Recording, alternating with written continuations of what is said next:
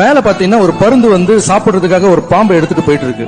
அந்த பாம்புல இருந்து ஒரு துளி விஷம் கீழே அன்னதானம் பண்ற இதுல போட்டுட்டாங்க, அது விழுந்துருச்சு. அப்படியே அந்த அன்னதானம் ஸ்டாப் ஆயிடுச்சு. இப்ப சித்திரகுப்தன் போய் சாமி கிட்ட கேக்குறாரு, இந்த பாவ கணக்க வந்து அந்த அன்னதானம் போட்டாரு அவர் பேர் மேல எழுதிடலாமான்னு. 4 பேருக்கு சாப்பாடு போடுறாரு, அவர் மேல எப்படியா நீ எழுதுவ? அப்ப அந்த பருந்து மேல போடலாமா அப்படின்னு. பருந்து அது சாப்பிடுறதுக்காக இறைய எடுத்துட்டு போச்சு, அது மேல எப்படி போட முடியும்? அப்ப பாம்பு மேல போடலாமா? அதுவே உயிருக்கு பயந்து துடிச்சிட்டு இருக்கு, அது மேல நீ எப்படி போடுவ? கொஞ்ச நாள் வெயிட் பண்ணு, இந்த கணக்கு அப்படியே வெயின்னு சொன்னாராம் சாமி. மறுபடியும் அவர் அன்னதானம் போட ஆரம்பிச்சாரு.